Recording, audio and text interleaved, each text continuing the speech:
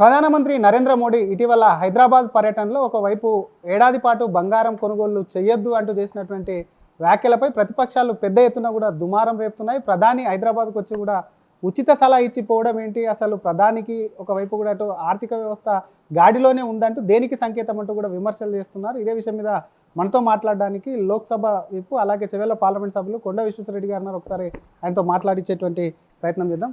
Sir, ప్రధాని వచ్చిండ్రు, బంగారం కొనొద్దన్నారు ఏడాది పాటు, కానీ దాన్ని విమర్శలు అనేది చాలా పెద్ద ఎత్తున వస్తున్నాయి. ఎందుకు కొనొద్దన్నారు, కొనే బంగారం ఎందుకు అంటే ఏంది, ఉచిత సలహా ఏంది అనేది కొంత కాంట్రవర్సీ అవుతుంది. దాని మీద విమర్శలు కూడా వస్తాయి. ఏం చెప్తారు సార్? నిజంగా ప్రధానమంత్రి గారు స్పీచ్ ఎవరు కూడా ఎక్స్పెక్ట్ చేయలేదు. ఏ ఇష్యూ మీద మాట్లాడతారు చాలామంది అనుకున్నారు. మా బీజేపీ కార్యకర్తలు నాయకులు కూడా, నేను కూడా అనుకునేది ఏంటంటే, మొట్టమొదటిసారి వచ్చిండ్రు, మూడోసారి అయినాక మొట్టమొదటిసారి 8 ఎంపీలను గెలిపించుకున్నాక వచ్చిండ్రు. ఇంకా ముఖ్యంగా అసాధ్యమైన వెస్ట్ బెంగాల్ మమతా బెనర్జీ టీఎంసీని ఓడగొట్టి భారీ మెజార్టీతో గెలిచి వచ్చిండు. ఇక్కడికి వచ్చినప్పుడు ఆ బలం చూపెడతారు, బీజేపీ బలము. మమ్మల్ని అందరు మోటివేట్ చేస్తావు, నెక్స్ట్ తెలంగాణని గెలుస్తావు, మీరు ఇంకా దిగండ్రి పనిచేయండి అని చెప్తాడు అని అనుకున్నాం. కానీ తను 90% మాట్లాడి, ఇది కొంచెం బీజేపీ గురించి 10% మాట్లాడిండొచ్చు, కానీ 90% మాట్లాడింది అది దేశం గురించి. ఎందుకంటే అది మాట్లాడింది బీజేపీ కార్యకర్తలు కాదు, ప్రతి దేశవాసుల కొరకు, వాళ్ళ మంచి కొరకు, దేశ ఆర్థిక పరిస్థితి మంచి కొరకు, దేశ భవిష్యత్తు కొరకు మాట్లాడతారు. ఇది ఓన్లీ ఆత్మవిశ్వాసం, కాన్ఫిడెన్స్ ఉన్న ఒక స్టేట్మెంట్షిప్ ఉన్న లీడరే అట్లా మాట్లాడగలుగుతారు. మొదలు కొంచెం డిసప్పాయింట్ అయ్యిండొచ్చు, కానీ నేను కూడా లోపల నాకు చాలా సంతోషం. ఇంటర్నల్గా అంటే బంగారం కొనొద్దన్న దాని వెనకాల ఏం దాని ఉచిత సలహా అని అంటున్నారు, రకరకాలు అంటున్నారు. అసలు ఏంది ఆ విషయం? వాస్తవం అండి. ఎందుకంటే బంగారం అది ఇక్కడ ఉత్పత్తి కాదు, బయట నుంచి ఇంపోర్ట్ చేస్తాము. ఇంపోర్ట్స్ తక్కువ అవుతాయి, పెట్రోల్ తక్కువ వాడమన్నారు, కరెంటు కార్ల తక్కువ వాడమన్నారు, అట్లనే ఫర్టిలైజర్ తక్కువ వాడను, మన నూనె వంటలు వేసుకునే నూనె అది తక్కువ వాడమన్నారు. ఎందుకంటే అది కూడా 60% ఇంపోర్ట్ చేస్తాము. ఇక్కడ కుస్మలు పెరుగుతుండొచ్చు, సన్ఫ్లవర్ పెరుగుతుండొచ్చు, కానీ ఎక్కువ ఇంపోర్ట్ చేస్తాము. అయితే ఇవన్నీ మంచిది, దేశానికే కాదు, కొన్ని సందర్భాల్లో మన వ్యక్తిగతంగా కూడా మంచిది. నూనె తినమంటే తక్కువ నూనె వేసుకుంటే మనకి హెల్త్కి కూడా మంచిది. అట్లా ఎన్నో చెప్పిండ్రు. అండ్ ముఖ్యంగా దాని వెనుక తను లోతుగా ఆలోచించుండు. అండ్ ఎంతోమంది వివిధ దేశాలలో చెప్పిండ్రు. ఇప్పటి వరకు మన దేశాన్ని ఆదుకున్నది కేవలం మోడీ గారే. అమెరికా నుంచి మన చుట్టుపక్క అయితే ఆల్మోస్ట్ వాళ్ళు చేతులు ఎత్తేసిండ్రు. బంగ్లాదేశ్, శ్రీలంక, పాకిస్తాన్, నేపాల్, ఇదే కాక మలేషియా, సింగపూర్, ఆస్ట్రేలియా, ఇటువంటి దేశాలు కూడా చాలా ఇబ్బందులు ఉన్నారు. ఈ ఒక్కటే దేశం ఇంకా మనకి ఇబ్బందులు మొదలు కాలేదు. యుద్ధం కొనసాగితే కొన్ని ఇబ్బందులు ఉంటాయి, దానికే ప్రిపేర్ కావాలి. కరోనా వచ్చినప్పుడు మొత్తం దేశంలో ఉన్న ప్రపంచాలన్నీ కూలిపోతే అప్పుడు గట్టిగా నిలబడి ఉన్నది భారతదేశమే. నిలబడి ఉండుకుంటా 10 దేశాలకు, 100 దేశాలకు హెల్ప్ చేసింది. ఇది ఇచ్చిందంటే ఓన్లీ కేవలం భారతదేశమే. మా సొంత చుట్టాలు అమెరికాలో వెంటిలేటర్ లేక చనిపోయినరు. అటువంటి ఇటలీకి మొత్తం కూలిపోయింది, చైనా పోయింది ఒకటే కరోనా వల్ల. అంటే అది అనుకోని పరిస్థితి, మన చేతులు లేదు. అటువంటి పరిస్థితిలో మొట్టమొదలు ఏం చేస్తారు, దేశంలో ఐక్యత తీసుకొస్తారు. భాషను తీసుకొని టంగ్ టంగ్ టంగ్ అని కొట్టిండు. కొడితే కాంగ్రెస్ నాయకులు ఆ పిచ్చోడా అయినా టంగ్ టంగ్, ఈ ఛాయ్ వాళ్ళకి ఏం తెలుసు, టంగ్ టంగ్ కొడితే కరోనా అవుతుందా? వాళ్ళకి తెలియదు. వాళ్ళకు ఇటువంటి అన్నోన్ ఎనిమి అంటే ఆ శత్రు కరోనా ఉండొచ్చు, లేకుంటే ఆర్థిక పరిస్థితి ఉన్నప్పుడు. కరోనా అయితే తెలియదు, అది మనకు గుండెపోటు వస్తుందా, లేకుంటే ఊపిరితిత్తులు పోతుందా, కిడ్నీ ఖరాబ్ అవుతుందా, చిన్నోళ్ళు వస్తారా, ముసలోళ్ళు వస్తారా, ఏమి తెలియదు. అటువంటప్పుడు ఏమీ తెలియదు, ఎవరికి తెలియదు. అప్పుడప్పుడు ఫస్ట్ టైం చేయాలి. ఏకైక హార్వర్డ్ యూనివర్సిటీ స్టడీ కూడా చేస్తున్నది, భారతదేశం ఎట్లా తట్టుకున్నది కరోనా. ఫస్ట్ టైం చేస్తారు, దేశాన్నంతా ఒకటి చేస్తారు. అప్పుడు టంగ్ టంగ్ టంగ్ కొట్టి బీజేపీ వాళ్ళు కొట్టినరా, ప్రతి దేశవాసులు కొట్టిండ్రు, కాంగ్రెస్ వాళ్ళు కొట్టిండ్రు, ఎంఐఎం కొట్టింది, అందరు కొట్టిండ్రు, బీజేపీ వాళ్ళు కొట్టిండ్రు, పెద్దోళ్ళు, ముసలోళ్ళు, ఊర్లు ఉన్న వాళ్ళు అందరూ వచ్చి టంగ్ టంగ్ టంగ్ కొట్టిండ్రు. అప్పుడు హిందువులు కొట్టిండ్రు, ముస్లిం కొట్టిండ్రు, క్రిస్టియన్ కొట్టిండ్రు, దేశాన్ని అక్కడ ఒకటి చేసిండ్రు. ఇప్పుడు తన ప్రయత్నం అదే. బయట నుంచి ఓ శత్రువు ఆర్థిక పరిస్థితి వస్తుండు, దానివల్ల మాట్లాడింది. కానీ దీని వెనక కొన్ని సంఖ్యలు ఉన్నాయి లోతుగా. ఎందుకు ఈ 4-5 విషయాల మీద మాట్లాడాడు? సింపుల్గా చెప్తాను, ఇది అందరికీ అర్థమవుతుండదు. సింపుల్ సంఖ్యలు. మన దేశంగా ఏం సార్ ఎంత, ఇది మన దేశంలో ఎన్ని పైసలు ఉన్నాయి డాలర్లు, ఫారిన్ ఎక్స్చేంజ్ ఎంతున్నాయి అంటే 60 లక్షల కోట్లు ఫారిన్ ఎక్స్చేంజ్ ఉంది. మనం ఎక్స్పోర్ట్ చేసేది 83, ఎక్స్పోర్ట్ చేసే 73, ఇంపోర్ట్ చేసేది 83. అంటే ఇది మైనస్ ఇది 10, అంటే 10 లక్షల కోట్లు మన ఫారిన్ ఎక్స్చేంజ్ పోతూ ఉంటాయి per year. And gold import 6 lakhs, petrol imports 14 lakhs, electronics అంటే మన సెల్ ఫోన్లు ఇవన్నీ, అండ్ ఫర్టిలైజర్లు ఇవి ముఖ్యంగా ఇవి. అయితే ఇది చూద్దాం ఎట్లుంటుందో. అయితే మన ట్రేడ్ డెఫిసిట్ ఎంత ఉంది? 10 లక్షల కోట్లు ట్రేడ్ డెఫిసిట్. ఇది చూడండి, ఇదే ట్రేడ్ డెఫిసిట్ 10 లక్షల కోట్లు. మన ఫారిన్ ఎక్స్చేంజ్ 60 ఉన్నాయి. అంటే 6 ఏళ్లలో మన దగ్గర $1 మిగలదు ఇట్లే పరిస్థితి ఉంటే. కానీ మనకు అవసరము డిఫెన్స్ పర్చేసెస్ ఇవి అవి కొంతకు అవసరం. అయితే ఇప్పుడు ట్రేడ్ డెఫిసిట్ 10 లక్షల కోట్లు, గోల్డ్ ఇంపోర్ట్ 6 లక్షల కోట్లు, పెట్రోలియం ఎలక్ట్రానిక్స్ ఇంత ఉన్నది. ఇది చూద్దాము. పెట్టలేదు. అయితే గోల్డ్ 6 లక్షల కోట్లు గోల్డ్ కొనుక్కుంటే మనకు ఏది ఊపిరి లెక్క చచ్చిపోతామా? లేదు. ఒకవేళ గోల్డ్ బంద్ చేస్తామనుకో, గోల్డ్ కొనుడు బంద్ చేసి ఇంపోర్ట్ చేసుడు బంద్ చేస్తామనుకోండి, ఇక్కడ లోకల్ ఉన్న ఎవరిదైనా బంగారం బాగుంటే కొందరు నల్లదనం ఉంటుంది, అమ్మండి. ఇప్పుడు అమ్మితే అవసరం ఉన్న వాళ్ళు కొనుక్కుంటారు పెళ్లిలకు దీని కొరకు. కానీ ఇంపోర్ట్ చేసుడు బంద్ చేస్తే 6 లక్షల కోట్లు మిగిలిపోతాయి. పెట్రోల్ ఓ 20% తక్కువ చేయండి. నేను 50% తక్కువ చేసిన. నేను 2 కార్లు తిరుగుతున్నా, ఒకటే కార్లు తిరుగుతున్నా. మోడీ గారు కూడా కాన్వాయ్ చేంజ్ చేస్తుండు, ఉన్న కాన్వాయ్ కొంచెం ఎలక్ట్రిక్ చేస్తుండు. ఎలక్ట్రానిక్స్ సెల్ ఫోన్లు ఇప్పుడు కొనే బదులు కొత్త ఐఫోన్ ఇప్పుడు కొనకండి, ఓ ఏడాది వెనక్కి కొనండి. అట్లనే లేకుండా కొట్టే ఫర్టిలైజర్ ఇవి మాత్రం తక్కువ చేస్తే చాలు. ఏమవుతుంది? మొత్తం ట్రేడ్ డెఫిసిట్ 10 లక్షలు ఉన్నాయి. మొత్తము బంగారం మొత్తానికి బంద్ చేయాలి. ఇదేమో పెట్రోలియం 20% తక్కువ చేయి. ఇది 0 పోదు మన బయట నుంచి. అందుకే మోడీ గారు అన్నారు దీని మీద బంగారం మొత్తం తక్కువ చేయండి, పెట్రోలియం 20% తక్కువ చేయండి, సెల్ ఫోన్లు కొన్ని 10% తక్కువ, ఇంకా ఆర్గానిక్ ఫార్మింగ్ అన్నారు, ఫర్టిలైజర్ యూరియా తక్కువ చేయండి. ఇది తక్కువ చేస్తే ఇది మొత్తం 0 అయిపోతుంది. ఇదేంత ఎత్తుందో ఇవన్నీ కలిసి అంత ఎత్తుంటాయి.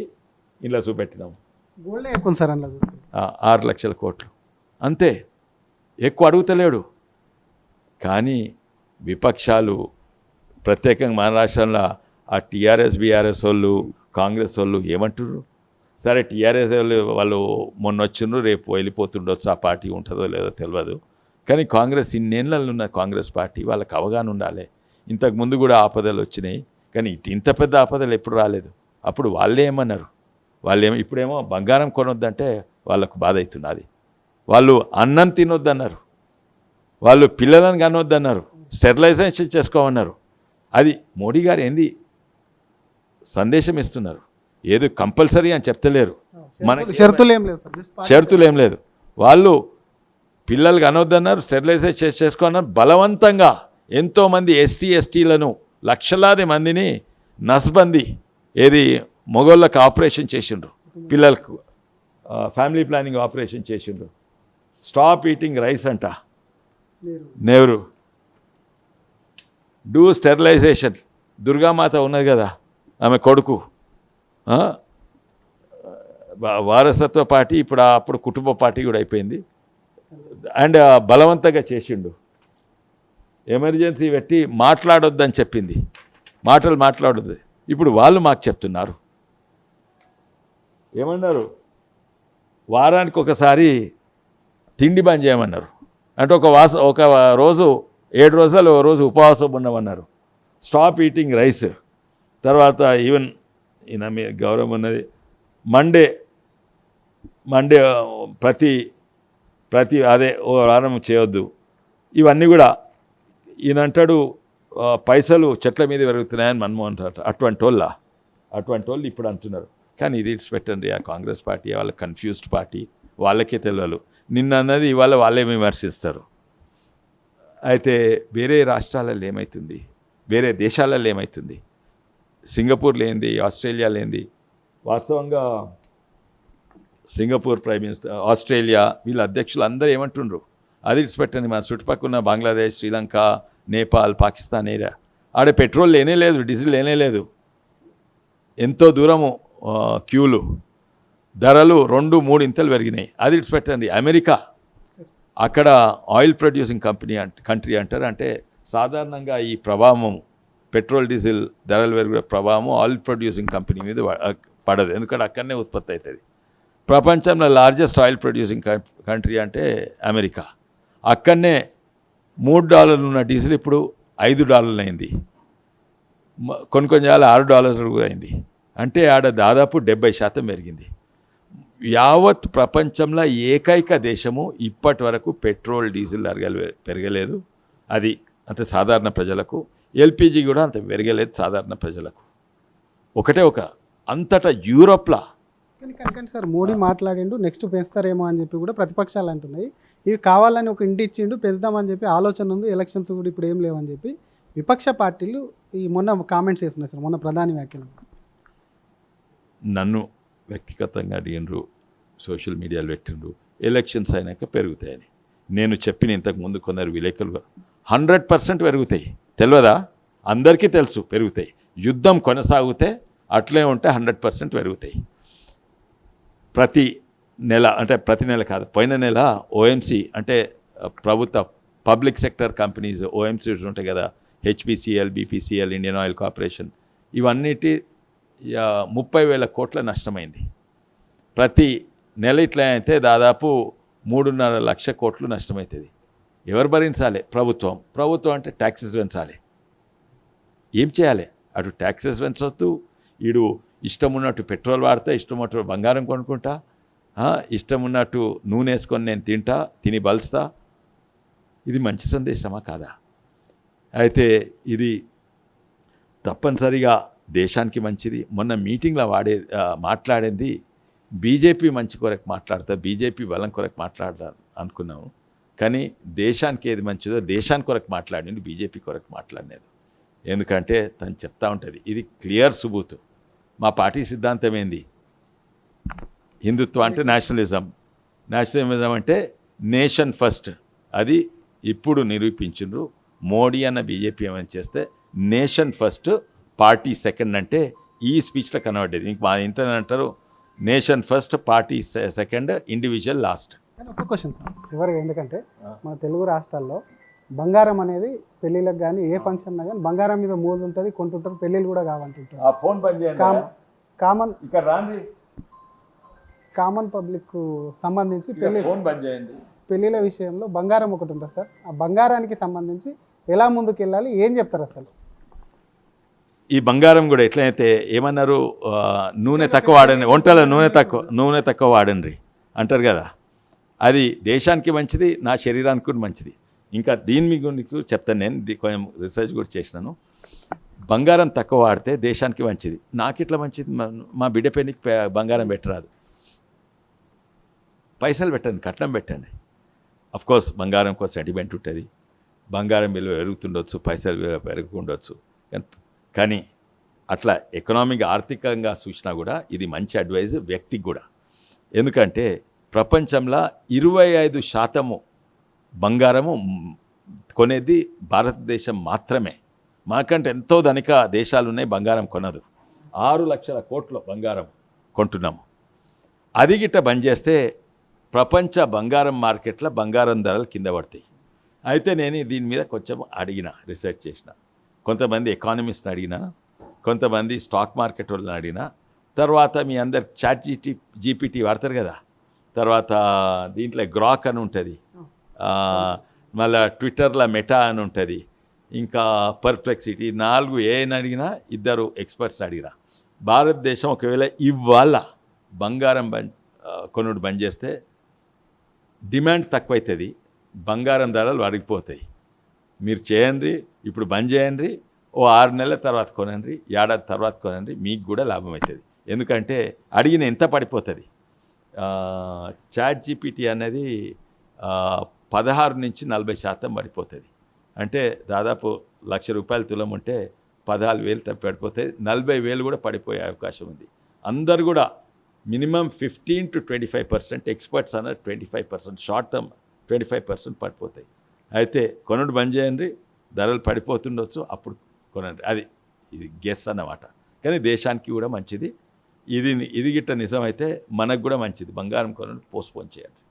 Thank you sir. మోడీ ఒకవైపు పబ్లిక్ మీటింగ్, పార్టీకి సంబంధించినటువంటి పబ్లిక్ మీటింగ్కి వచ్చినప్పటికీ దేశ హితం కోసం దేశ ప్రజలను ఉద్దేశించి కూడా మాట్లాడారు. అటు కాంగ్రెస్ చేస్తున్నటువంటి ఆరోపణలు కానీ అటు విపక్షాలు చేస్తున్నటువంటి కామెంట్స్ కానివ్వండి, వాళ్ళు గతంలో చేసినటువంటి వాళ్ళ హయాంలో కాంగ్రెస్ ఉన్న హయాంలో కానివ్వండి, వాటికి సంబంధించి కూడా కొన్ని ప్రూఫ్స్ చూపించారు. ఒకవేళ బంగారు అటు ఇంపోర్ట్కి సంబంధించి కూడా ఒకవేళ తగ్గిస్తే మాత్రం డెఫినెట్గా బంగారం ధరలు 40% వరకు పడిపోయేటువంటి పరిస్థితి వస్తుంది అని చెప్పి కూడా ఎక్స్పర్టులు చెప్తున్నటువంటి సిచ్యువేషన్. కాబట్టి కొద్ది రోజులు ఒక ఏడాది పాటు గ్యాప్ ఇస్తే ఆ ధరలు కూడా తగ్గి వస్తాయి, సామాన్యులకు కూడా అందుబాటులోకి వస్తాయని చెప్తున్నాయి. మరొక పక్క అటు పెట్రోల్ డీజిల్ నిల్వలకు సంబంధించి అటు ముడి చమురు ధరలకు సంబంధించి కూడా వాటిని కూడా అందుబాటులోకి తీసుకొస్తాం. ఈవీ వైపు ప్రధాని సైతం కూడా ఈవీ వెహికల్స్ కానీ ఆయన కాన్వాయ్ని తగ్గించుకున్నారు. స్వయంగా తను ఎంపీగా 2 కార్లు కాకుండా ఒక కారు వాడుతున్నాను కాబట్టి కేవలం దేశ హితం కోసం దేశ ఆర్థిక వ్యవస్థను గాడిలో పెట్టేందుకు కూడా ప్రధాని చెప్పారు తప్ప ఎక్కడ కూడా మ్యాండేటరీ అని చెప్పలేదు. జస్ట్ సలహా ఇచ్చి దేశ హితం కోసం కూడా అందరూ సహకరించాలని కోరారని చెప్పి కూడా